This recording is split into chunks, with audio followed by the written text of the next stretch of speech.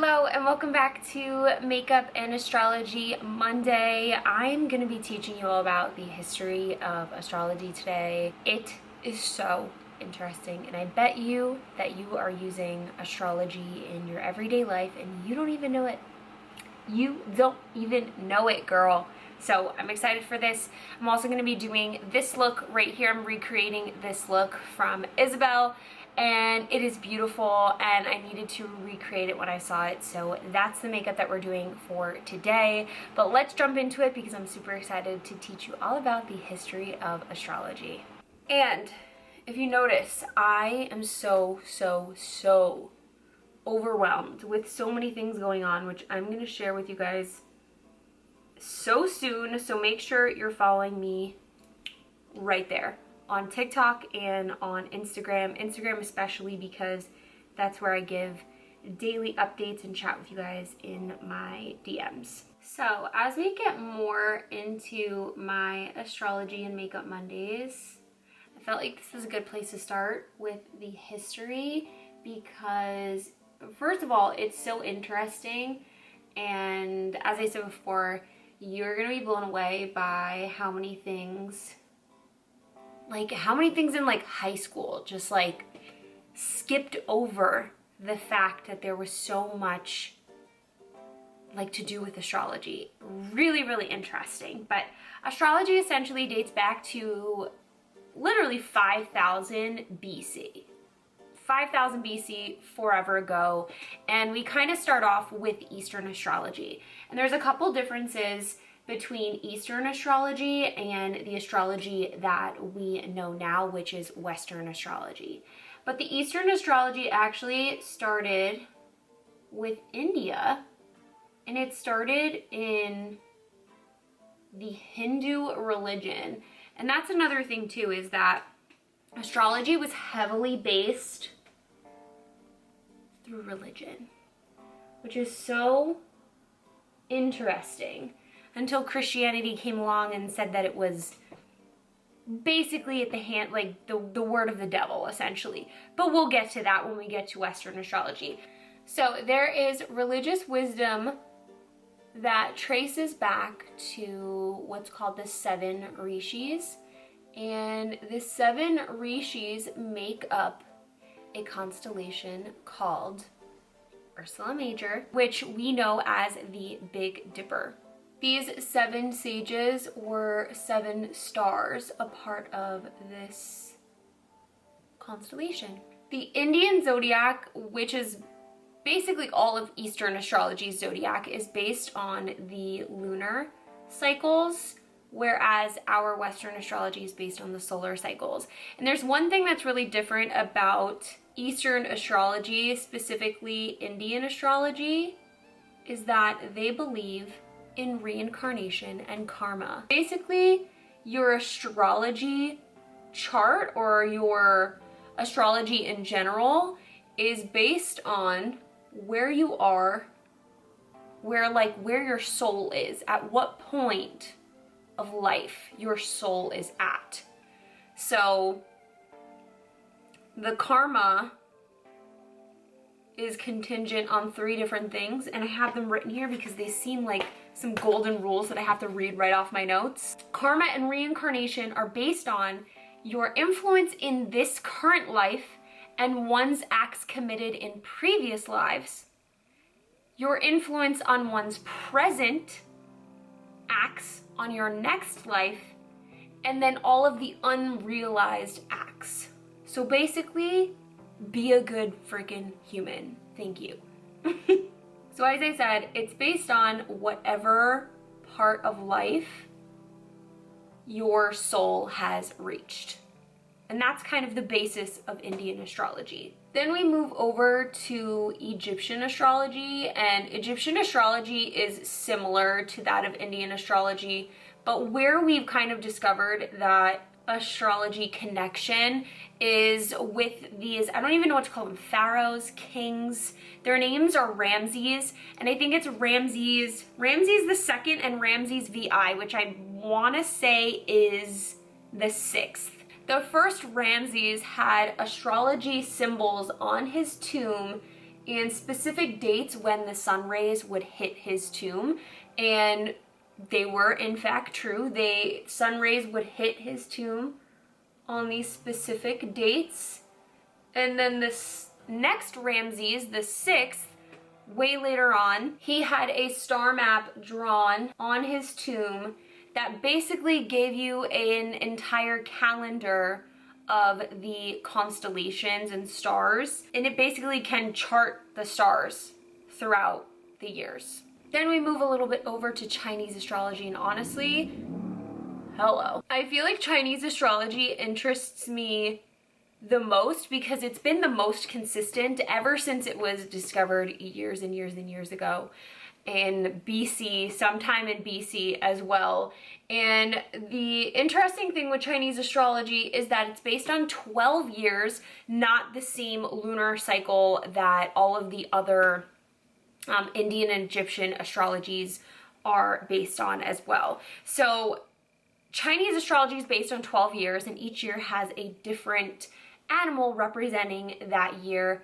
I actually know mine for 2000, my God, 1994 was when I was born, and I'm pretty sure that that was the year of the dog. I'm sure even today, but way back when, and we'll hear more about this as we go more into Western astrology, but the Chinese used astrology to make really important decisions. And I'm talking like decisions on who to marry, when to close out a contract, when to move somewhere, when to basically make absolutely every decision in their entire life. So after all of the different places in the world where we have seen astrology, Chinese astrology is the one that has basically remained the same. And to be honest with you, it is probably the only astrology that I've seen be taught without literally calling it astrology. Because I'm pretty sure that I learned about Chinese New Year when I was in elementary school, because I think that's why I know that the year I was born was the year of the dog. I should check on that before I continue to keep saying that my year was the year of the dog. One moment. I am correct. It is the year of the dog. So now that we've covered all of the Eastern astrology, we move on to Western astrology. And when people have asked me about astrology, this is usually what I tell them, so I'm a little proud of myself for being correct in my history lesson here.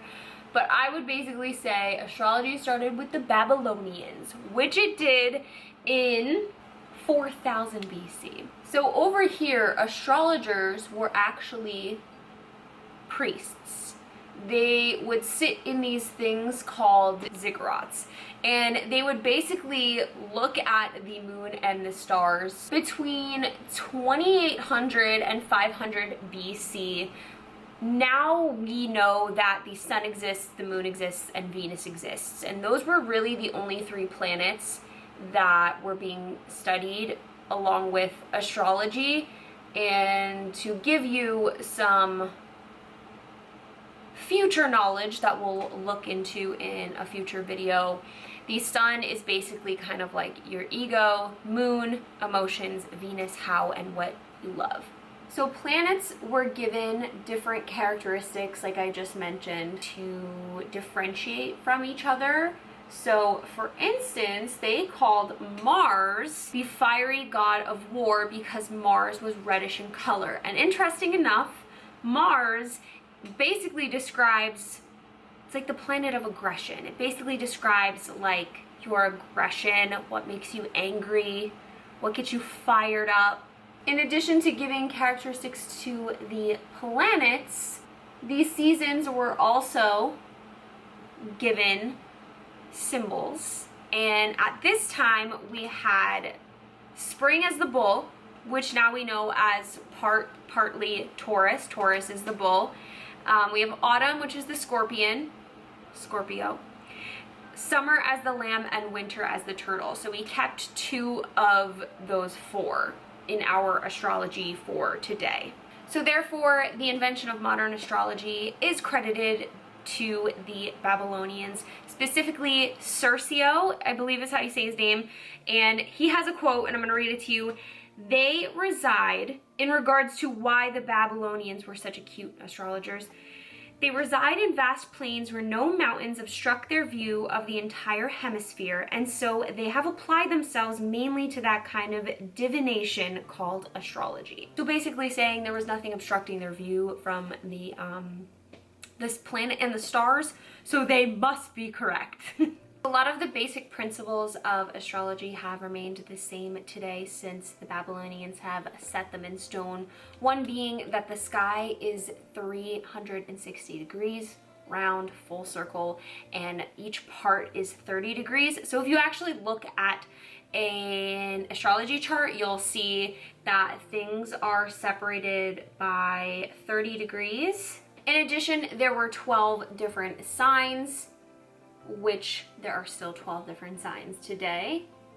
And each of those signs ruled a different characteristic or a different aspect of what was going on in the earth. So each ruled a planet, an animal, a precious stone, and a color. There were also 12 houses, which are the divisions of the zodiac that govern various different areas of life. So for instance, there's home, there's career, there's good fortune, there's all of the 12 different houses if you are familiar with them. But that was another thing that was set as the basis or principles of astrology by the Babylonians. At this time, astrology was being used for good or bad harvests, weather, war. It wasn't being used for necessarily what we use it for today or how we look at it today. That was the general consensus of how it was being used.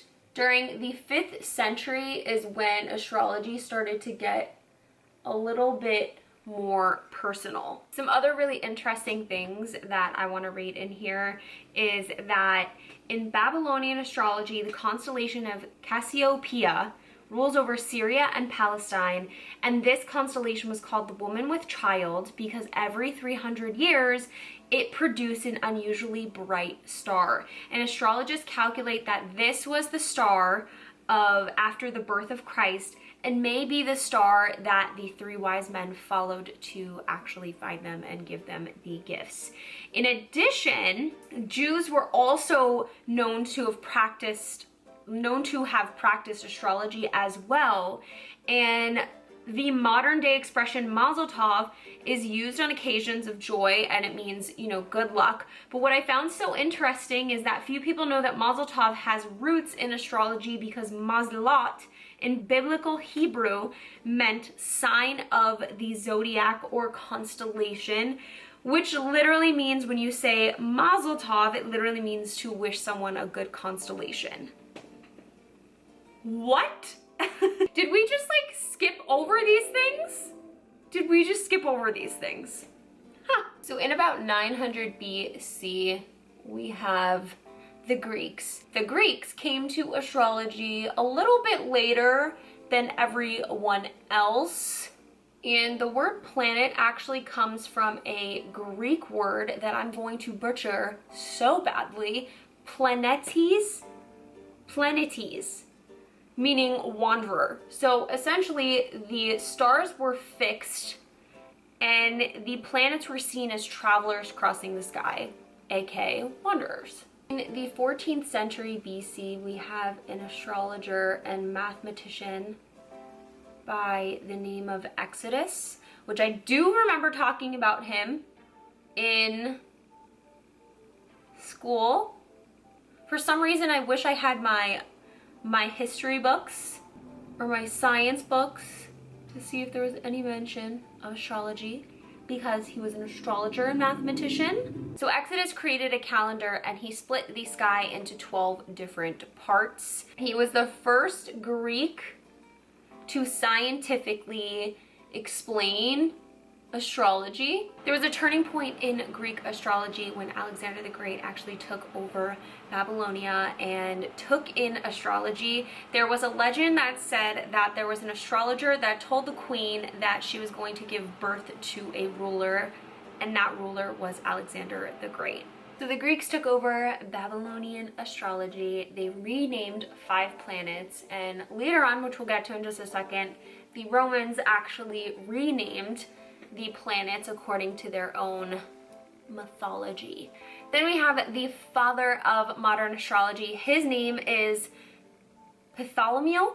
He wrote a 4-volume book. It was the initial textbook explaining all of astrology, and there were observations and theories about the universe.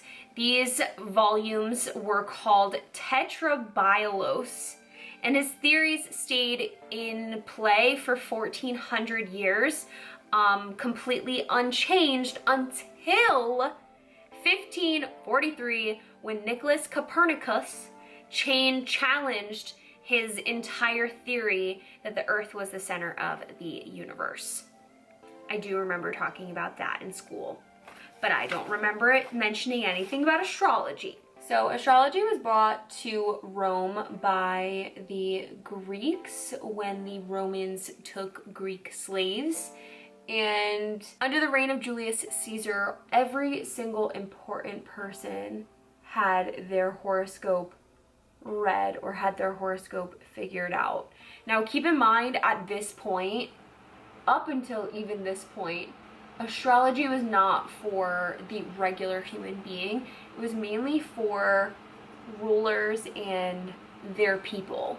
And it was, of course, incorporated into religion. But it wasn't really practiced by just a regular person. Romans mainly used astrology to rule. Coming to where we've gotten now to now, the modern era of astrology, in AD 1200, in the fall of Rome, astrology started to decline after that. So we just didn't really see it for a really, really long time after the fall of Rome. This is what makes me so angry. Astrology then became linked to basically the devil. So when Christianity started to become really more popular or well-known or widespread, whatever the right term is, Christianity basically intertwined or linked astrology with the word of the devil. Though there was very little astrology at this time in Europe, astrology was still very, very well known and definitely used in the Arab world. One of the most renowned Arab astrologers named, and I'm going to butcher this name as well, just consider me butchering everyone's name in this video, Al-Bumasar.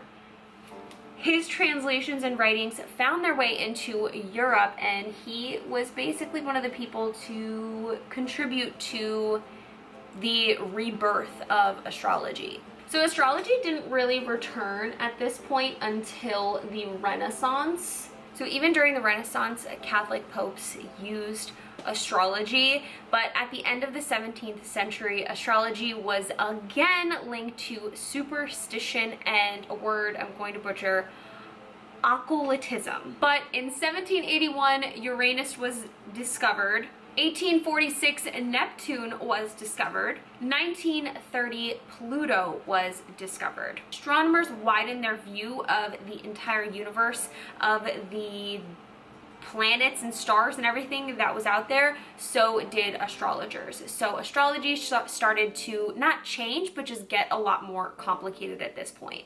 Fast forward a bit to 1875, Madame Helena, another word, Blavatsky, is that how you say it? Created the Theosophical Society. This encouraged the study of comparative religions and investigatively explained the laws of nature.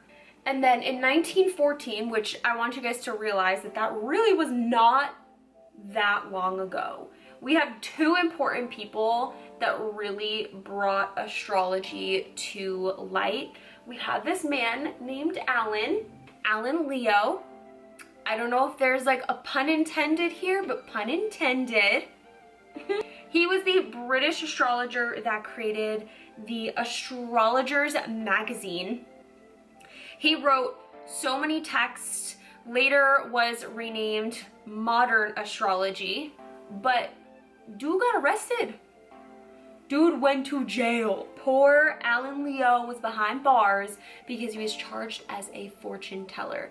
Later on, it was let go and he was out of jail, and his modern astrology brought astrology essentially to mainstream, which is how we are viewing astrology now. Around the exact same time as Alan, there was a woman named Evangeline Adams. The names are getting so much easier to pronounce. And Evangeline Adams also was arrested for fortune telling, and she was also acquitted of all of the charges. So Evangeline had a radio show, which also, just like Alan, brought astrology mainstream. So a couple years later, after both Evangeline and Alan were acquitted of their charges, astrology was actually used in World War II.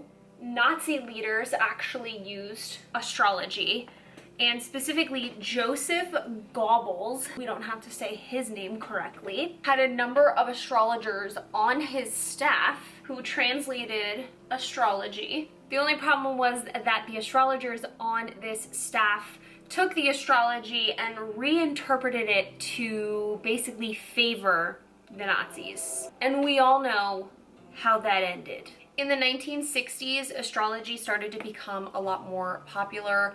It wasn't just popular with those who read the newspaper and those who listened to the radio and news articles.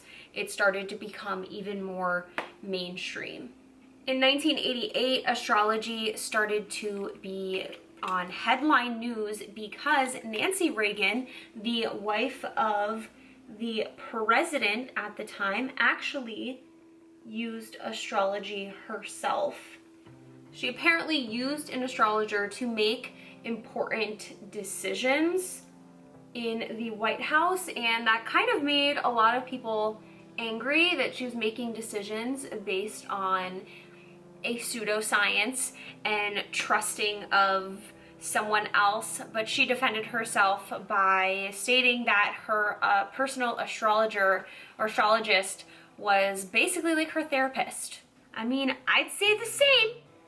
So that, you guys, is the history of astrology. I think it's so interesting where astrology came from and how it has influenced basically our everyday life and our religions, our history in regards to our religion, our history in regards to how we look at the sky, our reasoning for why we're on this earth, and an explanation that and an understanding to basically all of the things that we can't answer.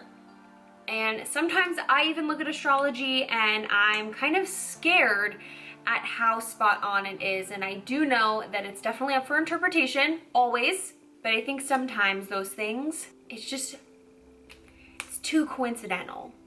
Way too coincidental, and it's almost scary. All right, here is the final look that we've got here. I'm not gonna lie to you guys, this video was a bit of a struggle for me to film. Doing makeup at the same time as talking is one of the most difficult things I've ever experienced in my entire life. But if we're talking about astrology, right now, currently, I'm filming this on June the 15th or 16th, I believe today is, and ever since Mercury retrograde started, I started trying to film this video for you guys, and I kept messing it up. And retrograde just happens to be in my 10th house of career, so LOL to me. I hope you guys enjoyed this video and learned a bit about the history of astrology. As I do more of these makeup and astrology videos, I hope to get better at multitasking, doing makeup and doing and talking to you guys about astrology at the same time. I do want to mention that most of the astrology history that I gave you for today's video is from The Only Astrology Book You'll Ever Need by Joanna Martine Woolfolk. My friend Lizette, as you all know if you follow me on Instagram, She is the one that really, I was already into astrology, but she's the one that really got me into the actual pieces of astrology. And she said that this is the only book that she really trusts for astrology. So I picked that up really fast, and it has taught me a lot thus far, and I'm super excited to continue these makeup and astrology videos on Mondays, trying to get them up on Mondays, and teach you guys more about astrology, as well as teaching myself a lot more about astrology. So I hope you will be open-minded to this new series on my platform, and I hope you guys really enjoy it. And with all that being said, come follow me on Instagram to see what's going on, and updates and TikToks and all that fun stuff, and I will see you guys in the next video.